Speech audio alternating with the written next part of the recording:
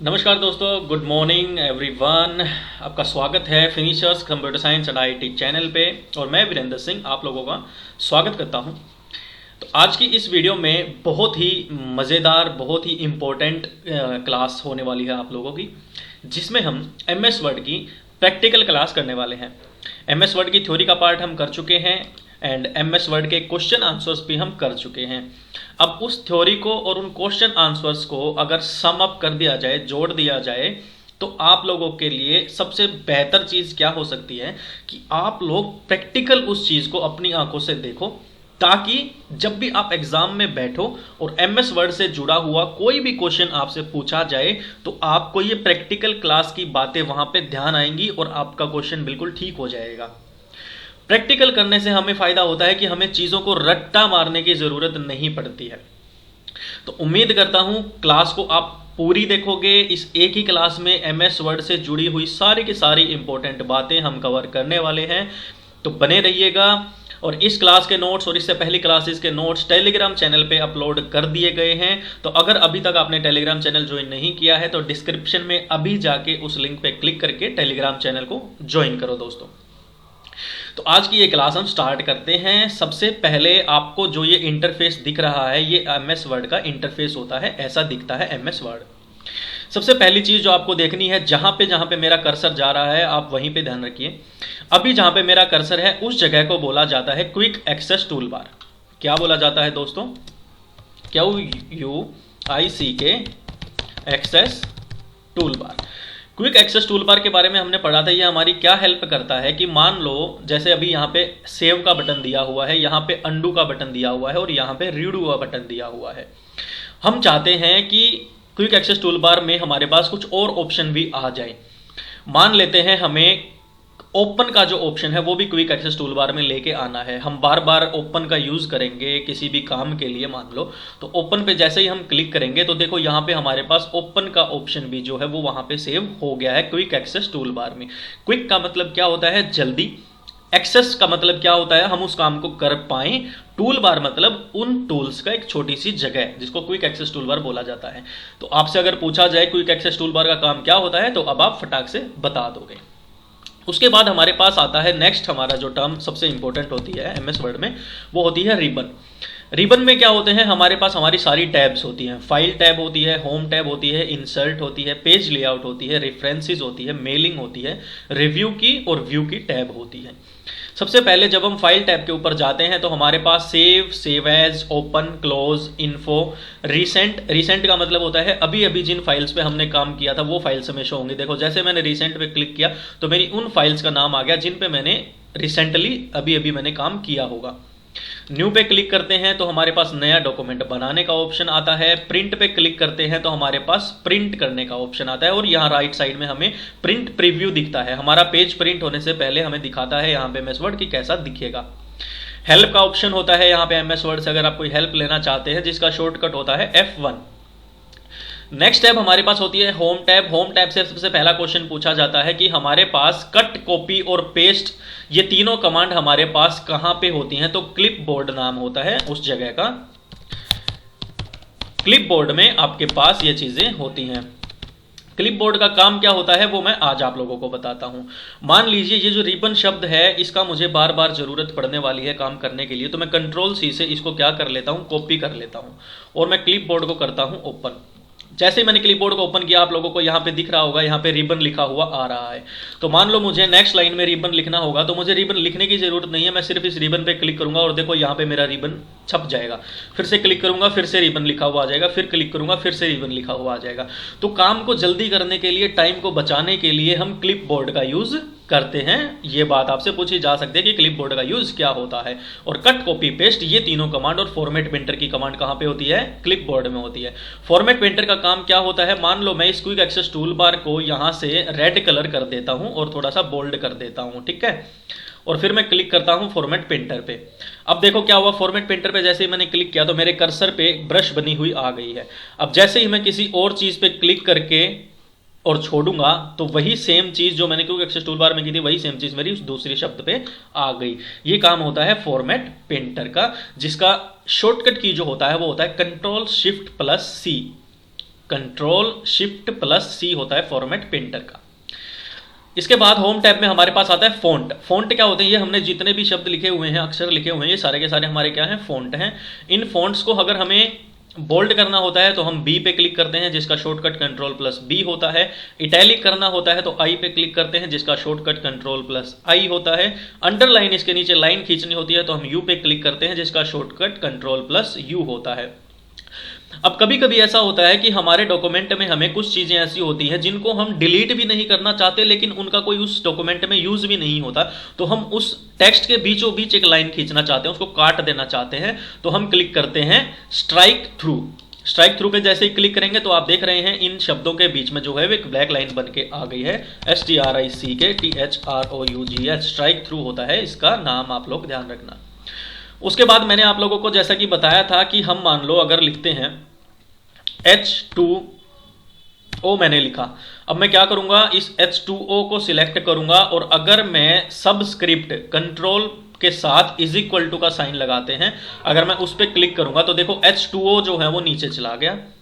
वहीं अगर मैं H2O लिखता हूं, अब तो ये यही आएगा, एक सेकेंड। अब अगर मान लो यहां भी मैं H2O लिखता हूं तो अगर मैं सुपर स्क्रिप्ट पे क्लिक करता हूं 2O को सिलेक्ट करके, तो 2O जो है वो ऊपर चला जाएगा। ये काम होता है आपका सबस्क्रिप्ट और सुपर स्क्रिप्ट का, तो ये बात आप लोगों को ध्यान रखनी है। सबस्क्रिप्ट करने के लिए, नीचे करने के लिए कंट्रोल के साथ इज इक्वल टू का साइन लगाया जाता है, और ऊपर करने के लिए कंट्रोल और शिफ्ट के साथ प्लस का साइन यूज किया जाता है। वहीं आपके पास फॉन्ट के चेहरे को बदलने की, फॉन्ट फेस जिसको बोला जाता है, कंट्रोल के साथ शिफ्ट और उसके साथ एफ को प्रेस करना पड़ता है। मान लो मैं इसको सिलेक्ट करता हूं, कंट्रोल शिफ्ट और एफ जैसे ही मैं प्रेस करूंगा तो देखोगे आपके पास एक फॉन्ट का डायलॉग बॉक्स ओपन होता है। यहां से आप अपने फॉन्ट के चेहरे को बदल सकते हैं। मान लो मैं ऐसा कर देता हूं तो ऐसा दिखेगा, ऐसा करूंगा तो ऐसा दिखेगा। यहां से रेगुलर, बोल्ड, इटैलिक कर सकते हो आप, यहां से साइज छोटा बड़ा कर सकते हो। फॉन्ट का कलर अगर आप लोगों को चेंज करना है, मान लो रेड करना है तो रेड कर सकते हो। और ये सारी चीजें आप कहां से कर सकते हो? कंट्रोल शिफ्ट प्लस एफ के साथ। उसके बाद आपके पास होता है साइज का ऑप्शन, जिससे जहां से आप साइज छोटा बड़ा कर सकते हो। उसके बाद आपके पास इंक्रीज करना है आपको फॉन्ट का साइज, तो कंट्रोल के साथ आपको ग्रेटर देन का साइन यूज करना है। अगर छोटा करना है साइज तो कंट्रोल के साथ स्मॉलर देन का साइन यूज करना है आपको डिक्रीज और इंक्रीज करने के लिए। नेक्स्ट आपके पास चेंज केस का ऑप्शन होता है। अगर उस पर क्लिक करोगे तो आपके जो ये शब्द आपने लिखे हुए हैं इनको आप बड़ा कर सकते हो, छोटा कर सकते हो। अपर केस पे किया तो देखो बड़ा हो गया, लोअर केस पे करूंगा तो ये छोटा हो जाएगा। ठीक है। इसके बाद नेक्स्ट ऑप्शन आपके पास होता है फॉन्ट को कलर करने का, जिसके बाद ऊपर क्लिक करके आप कलर चेंज कर सकते हो। जैसे जैसे मैं जहां जहां कर्सर लेके जा रहा हूं आप लोगों को दिख रहा होगा इसका कलर चेंज हो रहा है साथ साथ। नेक्स्ट होम टैब में जो आपके पास टैब होती है वो होती है पैराग्राफ, जहां पे हमारे पास क्वेश्चन पूछा जाता है वो अलाइनमेंट से ज्यादातर पूछा जाता है। अभी हमारे जो ये शब्द हैं ये लेफ्ट साइड में हैं, अगर मैं राइट अलाइनमेंट पे क्लिक करता हूं तो ये राइट में चले जाएंगे, अगर मैं मिडिल अलाइनमेंट पे क्लिक करता हूं तो ये मिडिल में आ जाएंगे।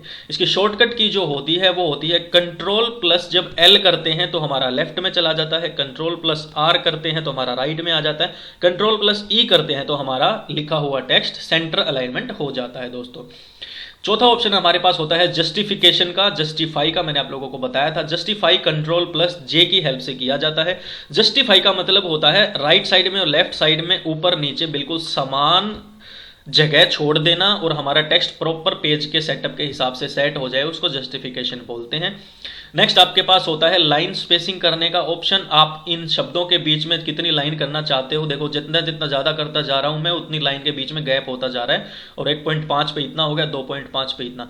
अब यहां से क्वेश्चन ये पूछा जाएगा कि एमएस वर्ड के अंदर जो लाइन स्पेसिंग होती है वो मिनिमम कितनी होती है, तो 1.0 होती है, और बाय डिफॉल्ट मैक्सिमम कितनी होती है, 3.0 होती है। इसके अलावा लाइन स्पेसिंग ऑप्शंस पे क्लिक करके आप ज्यादा भी कर सकते हो, लेकिन कम से कम 1.0 होती है दोस्तों।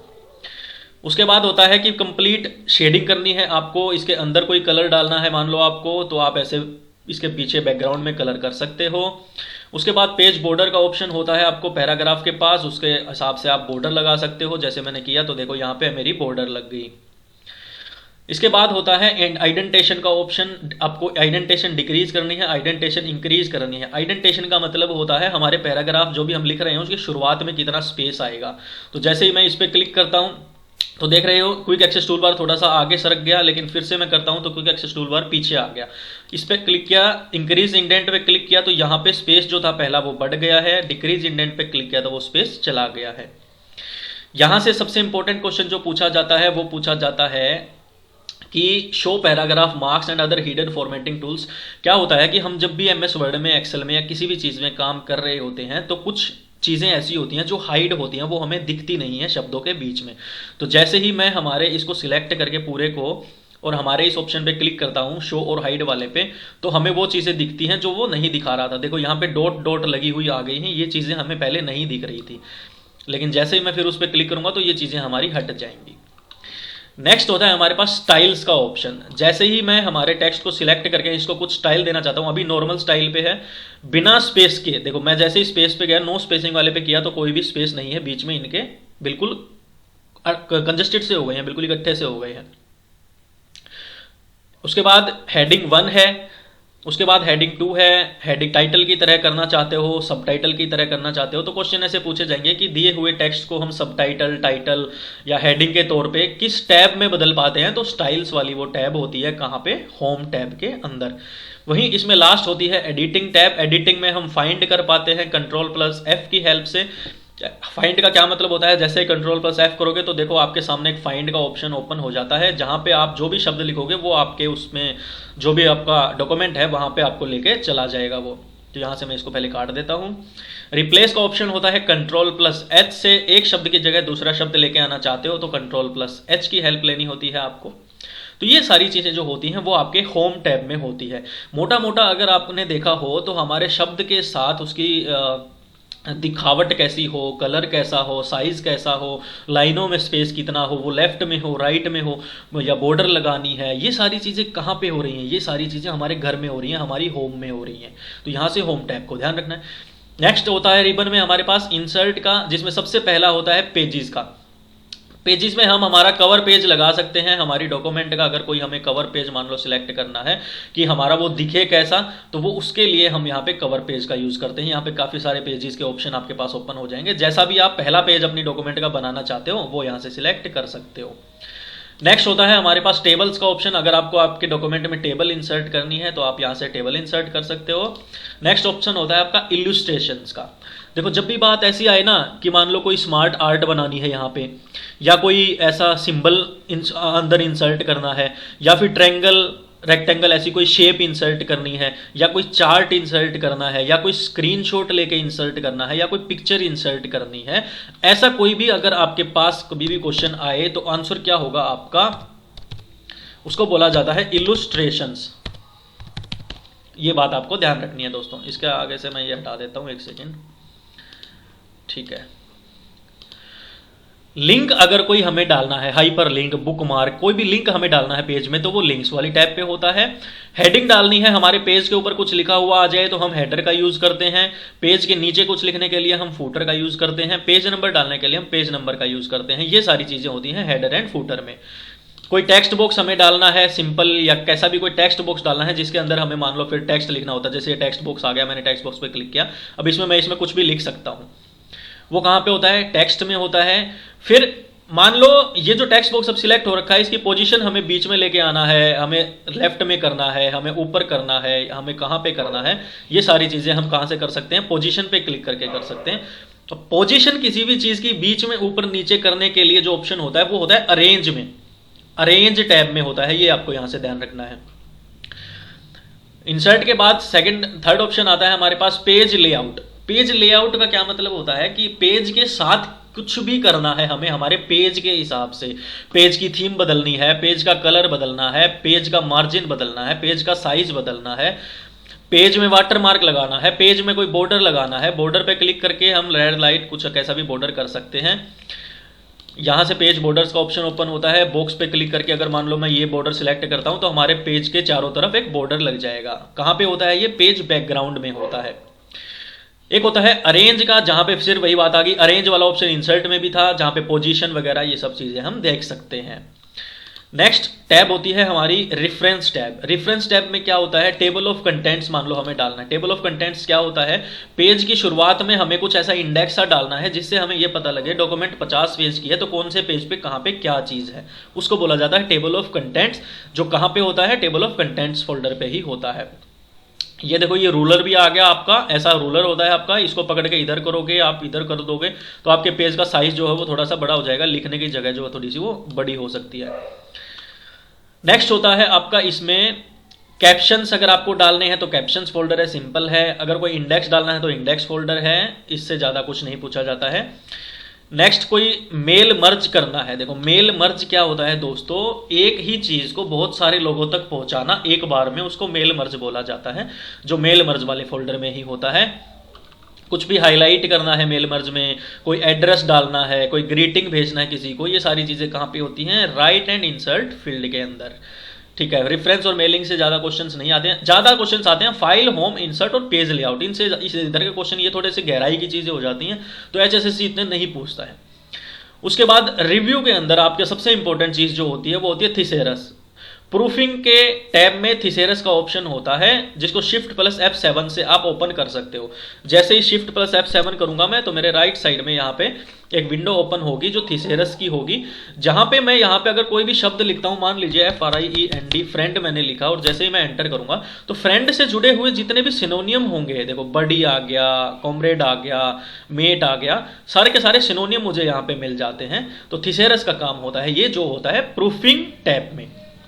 कोई लैंग्वेज से रिलेटेड चीज है वो लैंग्वेज में मिलेगा, कोई कमेंट डालनी है तो कमेंट के फोल्डर में टैब में मिलेगा, और इसके अलावा इसमें ज्यादा कुछ नहीं होता है। पेज की फुल रीडिंग हमें करनी है, मान लो जैसे मैंने फुल रीडिंग पे क्लिक किया तो देखो पूरा मेरा साइज बड़ा हो गया, तो फुल रीडिंग वाला ऑप्शन ओपन हो जाता है।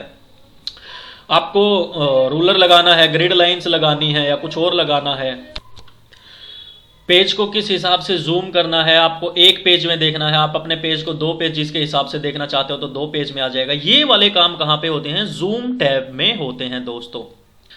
नई विंडो लेके आनी है या एक ही विंडो में कुछ अरेंजमेंट्स करनी है, आपको एक विंडो से दूसरी विंडो पे जाना है, ये सारे काम कहां पे होते हैं, विंडो टैब पे होते हैं। और मैक्रोज इंपॉर्टेंट क्वेश्चन है, Alt प्लस F8 से मैक्रोज हम कर सकते हैं। मैक्रोज का काम क्या होता है मैं आपको आसान भाषा में समझाता हूं। आप मान लो आपके पास ऐसा कोई टास्क आ गया कि आपको 1000 पेज का डॉक्यूमेंट बनाना पड़ गया, और आपको ऐसा लगता है कि मैं पहले पेज पे मैंने कुछ काम किया वो मेरे को हर पेज पे करना पड़ेगा, तो बार बार कॉपी पेस्ट ना करना पड़े या बार बार क्लिप बोर्ड का यूज ना करना पड़े, तो आप मैक्रोज का ऑप्शन ऑन करोगे और आप वो काम कर दोगे जो आपको करना है, तो वो रिकॉर्ड हो जाएगा। उसके बाद नेक्स्ट पेज पे जाके फिर मैक्रोज पे क्लिक करोगे तो आपका नेक्स्ट पेज पे वो अपने आप छप जाएगा। ये काम होता है मैक्रोज का। तो ये पूरा का पूरा रिबन टैब जो था ये मैंने आप लोगों को बता दिया है। यहां से जो भी शॉर्टकट कीज आपकी बनती हैं वो मैंने आपको बता दी है।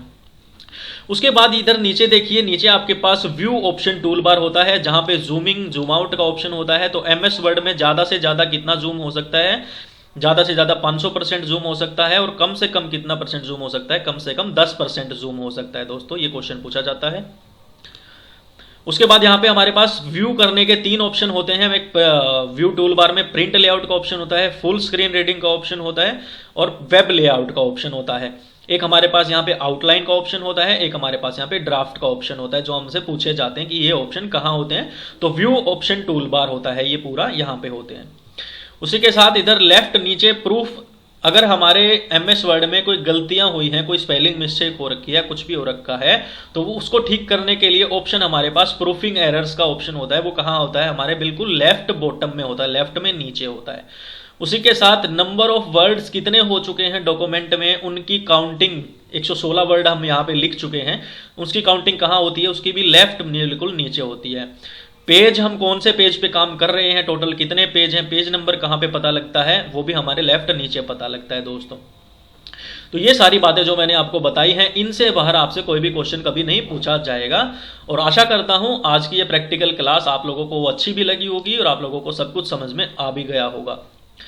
तो उम्मीद करता हूं आप लोग लाइक करेंगे वीडियो को और अपने दोस्तों के साथ भी शेयर करेंगे, ज़्यादा से ज़्यादा पसंद करेंगे वीडियो को, और कमेंट करके आपके अगर कोई सुझाव हैं, अगर आप कुछ अपनी राय देना चाहते हैं, कुछ बताना चाहते हैं, तो आप कमेंट करके बता सकते हैं। Lots of love students, and subscribe जरूर कर देना चैनल को, एंड बेल आइकन को जरूर दबा देना ताकि आपके पास नई वीडियो के नोटिफिकेशन सबसे पहले पहुंच सके। Thank you so much students.